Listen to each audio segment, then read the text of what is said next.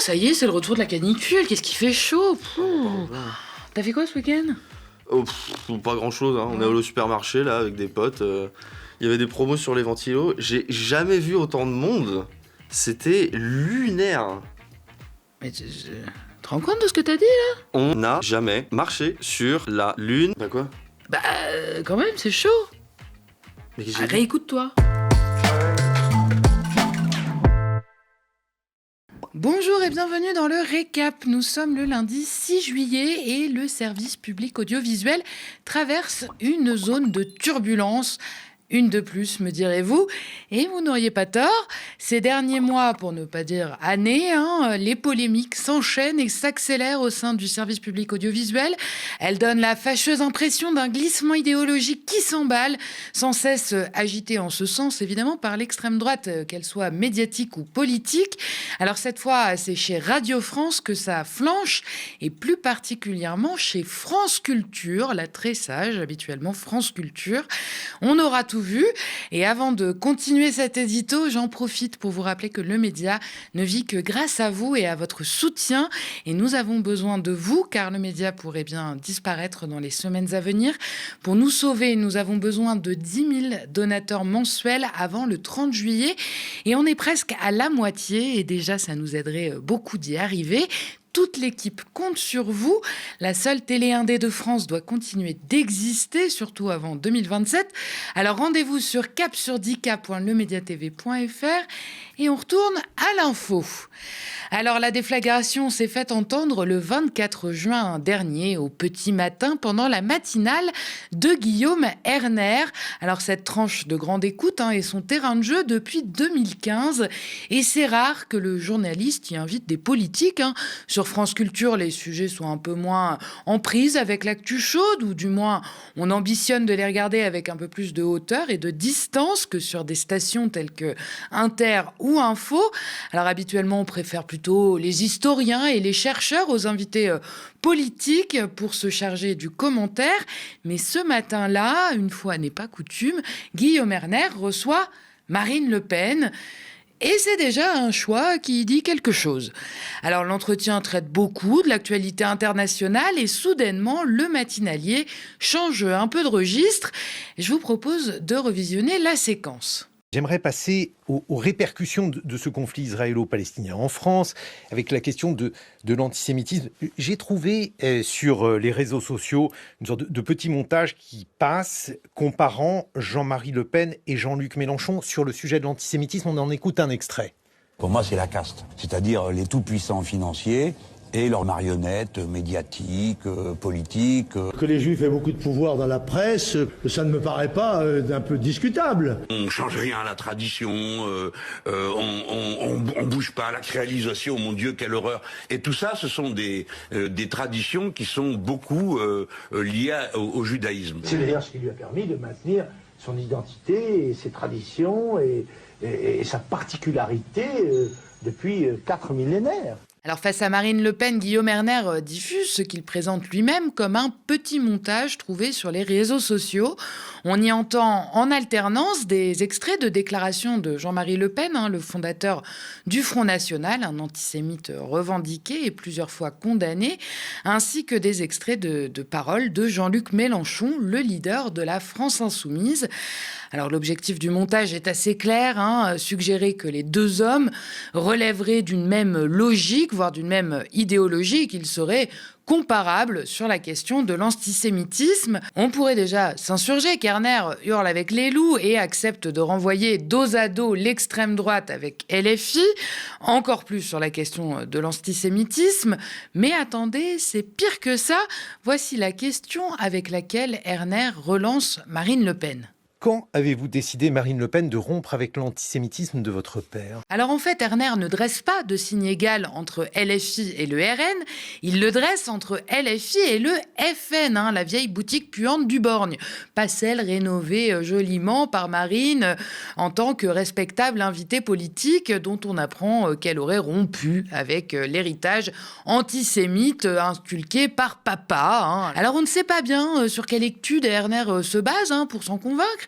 Parce que nous, on a beau relire des études justement très sérieuses sur la question, on n'arrive pas vraiment aux mêmes conclusions.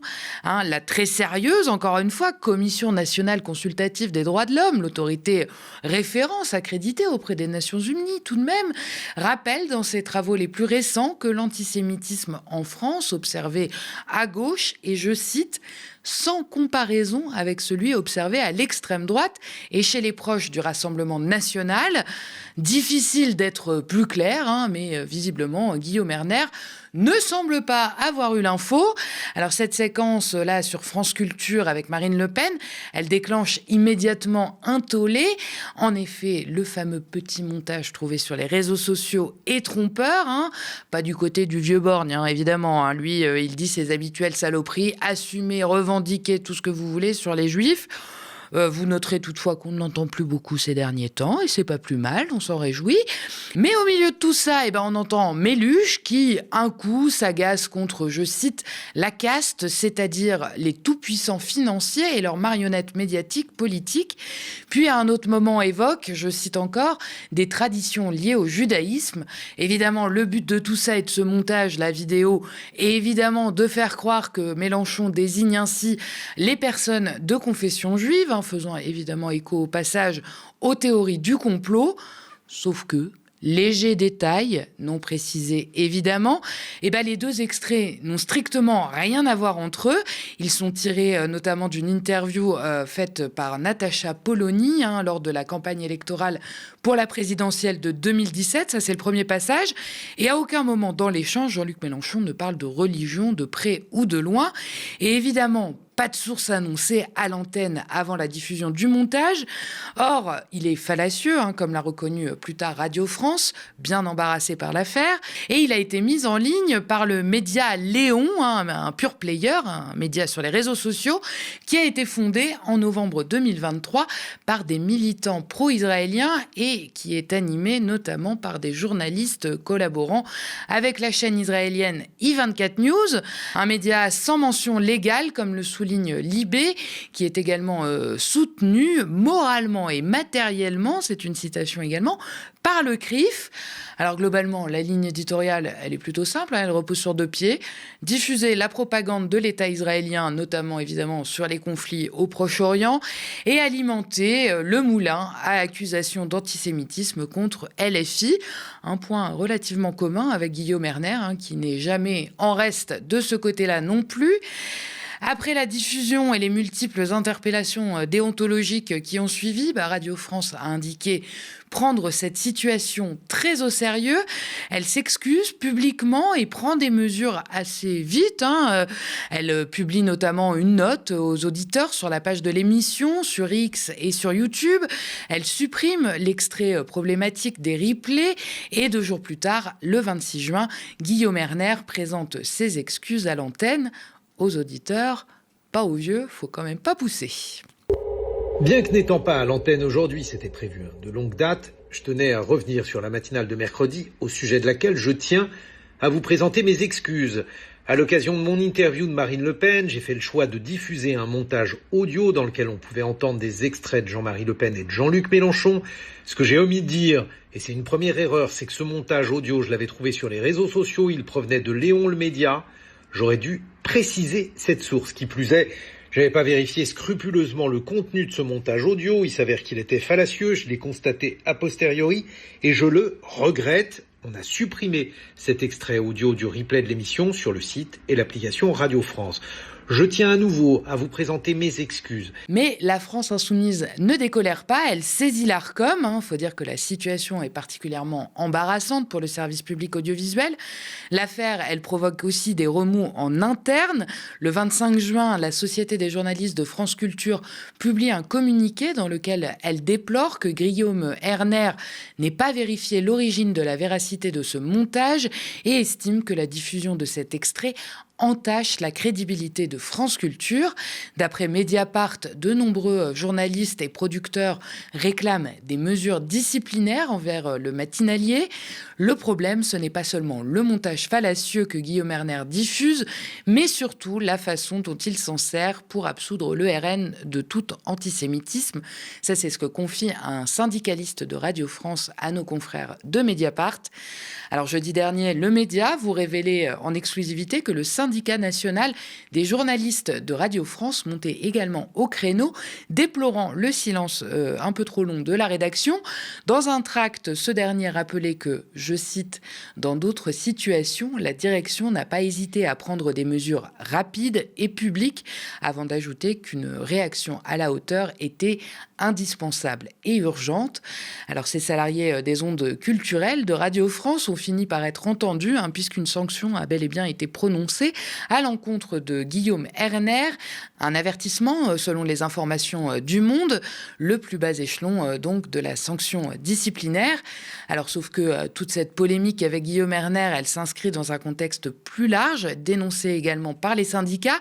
Des voix internes reprochent aux matinaliers une série de prises de position ou de cadrage jugées problématiques ces derniers mois dans l'exercice de ses fonctions, qui nourrissent l'idée d'un malaise éditorial plus large. Alors la veille déjà, alors que l'émission portait sur la panthéonisation de Marc Bloch et de son épouse, Guillaume Erner avait orienté l'échange avec l'un de ses invités, l'historien Patrick Boucheron, vers des enjeux, disons, plus contemporains. Il établissait un lien entre l'antisémitisme de la Seconde Guerre mondiale et certaines formes qu'il estime aujourd'hui émerger sous couvert, disait-il, de défense des droits des Palestiniens, notamment via l'usage de termes comme sioniste ou génocidaire qu'il déplore, refusant ce parallèle que l'historien considère comme un amalgame entre antisémitisme et critique de la guerre menée par Israël à Gaza. Patrick Boucheron a finalement coupé court à l'échange en lançant « On vous laisse parler tout seul », ce qui lui a évidemment attiré immédiatement les foudres des médias réac et de toute la fachosphère sur Internet. Dans la même veine, on peut aussi citer une interview particulièrement décriée de Francesca Albanese, la rapporteure spéciale de l'ONU sur les droits humains dans les territoires palestiniens occupés, et ce depuis mars 2022 tout de même.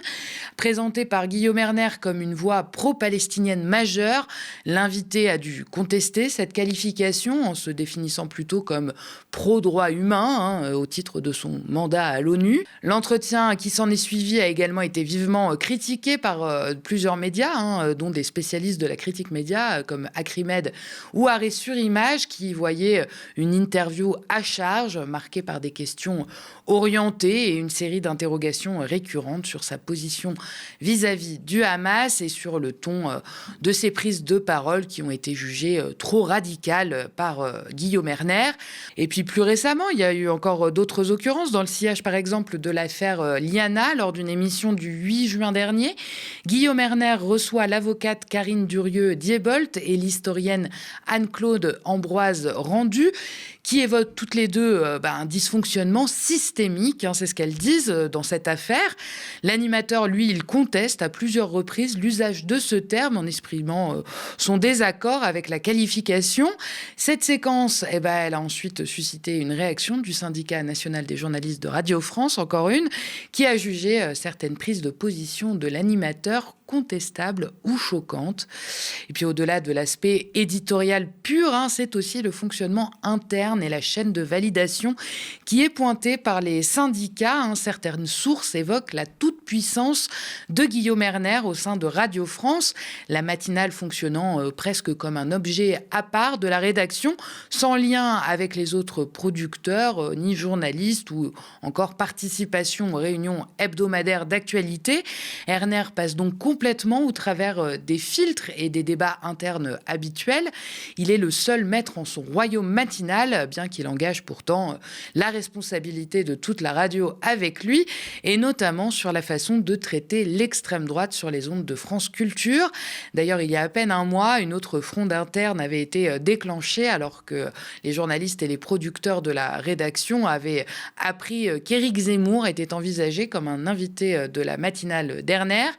Une Une option jugée en rupture avec une règle tacite suivie depuis plusieurs saisons qui consiste à écarter justement les responsables politiques du format matinal.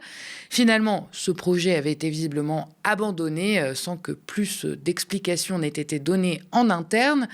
Des sources citées par Mediapart estiment que la commission d'enquête sur l'audiovisuel public, celle portée par notamment le député UDR Charles Aloncle, dont on a plusieurs fois parlé dans le récap si ça vous intéresse, cette commission elle aurait contribué à déplacer le cadre du débat au sein de Radio France en élargissant les frontières, ce que certains décrivent comme la fenêtre d'Overton. Dans ce contexte, plusieurs journalistes producteurs redoutent que certaines prises de position, autrefois jugées complètement hors cadre, trouvent désormais plus facilement leur place sur les ondes de l'audiovisuel public, et on peut les comprendre. On rappelle notre objectif de 10 000 donateurs mensuels avant le 30 juillet pour sauver le média. Aidez-nous à continuer à vous informer. C'est à partir de 5 € par mois. C'est défiscalisable.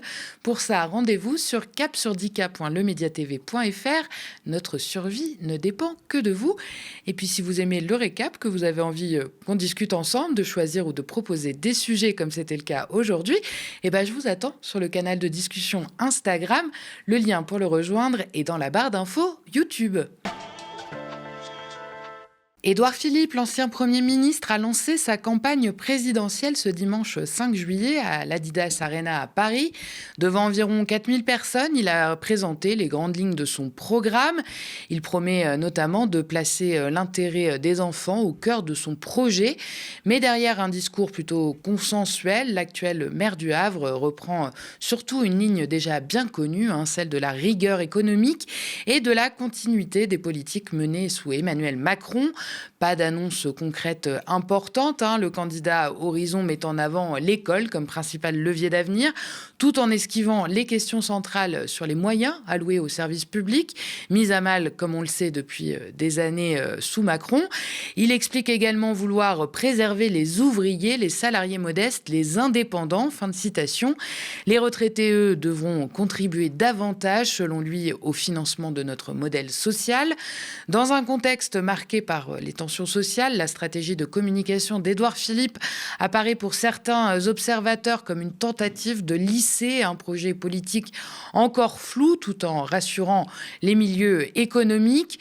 Une candidature qui s'inscrit donc dans une continuité, celle du macronisme, davantage que dans une véritable offre de rupture. Son slogan de campagne est « Croire en nous », mais on peut se demander surtout qui est-ce qui va croire en lui. Et on passe à la loi Riposte, ce nouveau texte de loi qui arrive à l'Assemblée nationale, présenté comme une réponse aux incivilités, mais dénoncé par notamment les associations comme une nouvelle étape de stigmatisation des gens du voyage. Expulsion facilitée, contrôle renforcé, absence de réponse sur les aires d'accueil. Pour ses opposants, rien de neuf sous le soleil, si ce n'est encore plus de pression. Un rassemblement contre cette loi Riposte a eu lieu ce lundi aux Invalides à Paris. Plusieurs collectifs et quelques députés étaient présents, ainsi que nos reporters Lisa Noyal et André Manivit qui ont pu recueillir la parole des manifestants. Si cette loi passe, ça veut dire que dès qu'ils s'installent, on peut leur saisir leur caravane, on peut leur donner une amende de 1 500 €, on peut les emprisonner et on peut enlever tout leur matériel. Il faut savoir que les personnes n'ont pas d'endroit où s'installer. Ils ont déjà ils galèrent à mort, je suis désolée pour les termes mais ils sont vraiment en difficulté. Et si cette loi passe, ils ne vont pas savoir vivre. C'est vraiment, on survit déjà. Moi, je vais être franche avec vous, avec cette loi Besson qui est la seule qui est censée nous protéger, on survit parce qu'elle n'est pas respectée. Si la loi Riposte passe, je me demande vraiment comment on va vivre. Même quand on est propriétaire de terrain, qu'on veut se sédentariser un petit peu, mettre nos enfants à l'école, demander les cartes d'électeurs pour pouvoir voter, ils nous empêchent tout ça. Moi j'ai un terrain à Deuil-la-Barre, ils m'ont séquestré pendant 4 mois avec ma famille, empêchant mes enfants d'aller à l'école, m'empêchant d'aller travailler. Ils m'ont bloqué le terrain avec des blocs de béton sur 500 mètres des deux côtés de la rue, plus devant le portail. Donc on doit être au 7e ou 8e tribunal. C'est pas fini, on a encore un tribunal au mois d'octobre. Et là aujourd'hui, ils nous remettent une loi sur le tapis, la loi Riposte. C'est pour ça qu'on est là réunis, pour défendre nos droits, parce qu'on n'est pas d'accord avec ça. Des ONG dénoncent un véritable détricotage du droit de l'environnement en Europe. Dans un rapport publié ce lundi, une dizaine d'organisations, parmi lesquelles le réseau Action Climat, Greenpeace ou encore France Nature Environnement, recensent 20 mesures de dérégulation déjà adoptées depuis 2024 et une trentaine d'autres actuellement en discussion. Elles pointent notamment des reculs sur la lutte contre la déforestation, les obligations climatiques des entreprises, l'usage des pesticides ou encore la protection de la biodiversité. Les associations accusent la Commission européenne, au nom de la simplification des règles, d'affaiblir progressivement les normes environnementales sans véritable débat public ni étude d'impact. Elles alertent sur les conséquences sanitaires, climatiques et démocratiques de ces décisions, estimant que les économies promises ne compenseront pas le coût des dégâts environnementaux. À Washington, ce 4 juillet 2026, les États-Unis ont célébré les 250 ans de leur indépendance dans une ambiance loin de l'unité nationale affichée entre perturbations météo et instrumentalisation politique assumée. Devant une assistance en partie clairsemée, Donald Trump, le président américain, a transformé cette célébration en véritable meeting politique, multipliant les attaques contre ses adversaires en visant notamment les candidats démocrates en vue des élections de mi-mandat, des scrutins où la gauche américaine espère réaliser des percées importantes, notamment dans plusieurs États clés. Dans son discours, Donald Trump les a une nouvelle fois qualifiés de communistes, dans un registre désormais central de sa rhétorique électorale. Cette nouvelle gauche américaine, dite socialiste, c'est justement le sujet de l'émission Du côté de chez Sam, disponible si vous le souhaitez sur notre chaîne YouTube, et dont voici un extrait.